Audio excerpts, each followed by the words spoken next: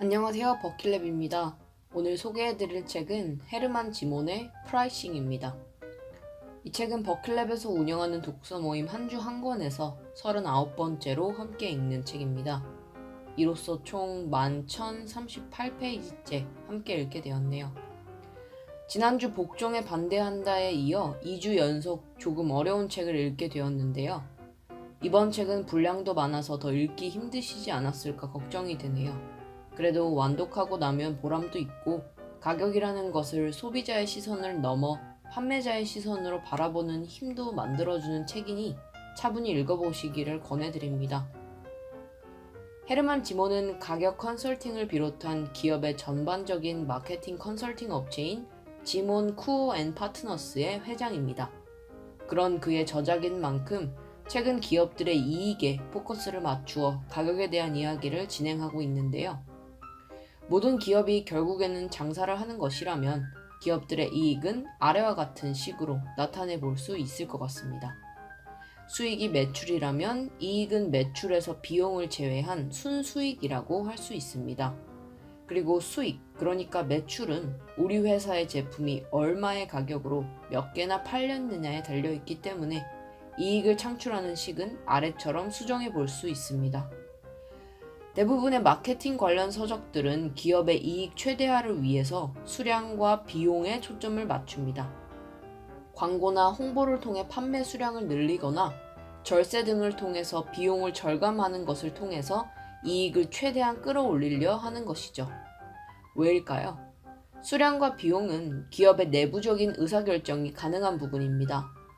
고객과 직접 소통하는 수면 위가 아니라 수면 아래에서 열심히 노력하는 것을 통해 개선해 볼 수 있는 부분이죠.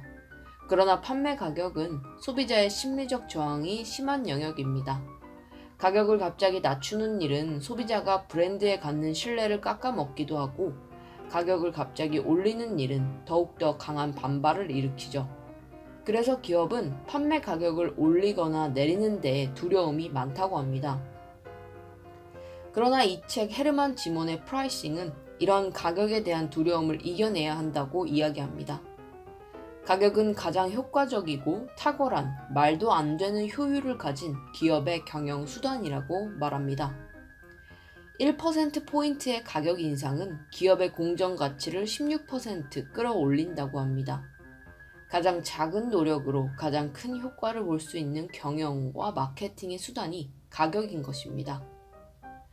헤르만 지몬은 이렇게 가격 관리의 중요성을 이야기하며 실무에서 사용되고 있는 몇 가지 가격 결정 방식의 사례를 이야기해주고 있는데요. 이번 리뷰를 통해서 가장 인상 깊었던 3가지 정도만 이야기해보려 합니다. 첫 번째는 저가보다 더 낮은 가격을 지향하는 초저가 포지셔닝 전략입니다. 책의 표지와 소개만 들으면 이 책이 단순히 효과적으로 높은 가격을 받을 수 있는 방법을 알려주는 책이라는 생각이 들지도 모르겠습니다.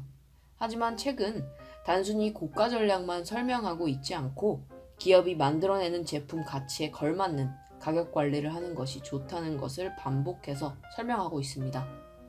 그런 의미에서 초저가 포지셔닝 전략은 시장의 크기에 포커싱한 전략입니다.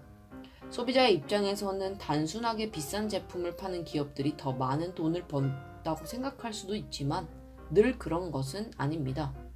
프리미엄 시장의 크기는 4%에 불과한 반면 나머지 96%는 중저가 시장이라고 합니다. 기업이 결단을 내려 개당 이익을 높이는 방향이 아닌 더 낮은 이익을 더 많은 수량으로 메우는 전략을 택한다면 초저가 포지셔닝은 개발도상국과 같은 잠재 시장에서 매우 효율적인 전략이 될 수도 있습니다. 두 번째는 경영 초기에 낮은 판매 가격으로 시장 점유율을 우선 높이는 데에 집중하는 시장 침투 전략입니다. 시장 침투 전략의 가장 유명한 사례로는 도요타야 렉서스가 미국에서 성공한 이야기가 자주 나오는데요. 프리미엄 세단인 렉서스가 처음 미국에 출시됐을 때는 동일한 품질을 가진 타 브랜드에 비해 월등히 낮은 가격으로 굉장한 가격 경쟁력을 가지고 있었다고 합니다. 이를 통해 초기 미국 시장의 점유율을 높게 경영을 시작할 수 있었고 이후 6년간 차의 판매 가격을 48%까지 높이면서 초창기의 낮은 가격을 만회할 수 있었던 거죠. 마지막으로 가격별 분명한 차이를 두는 울타리치기 전략입니다.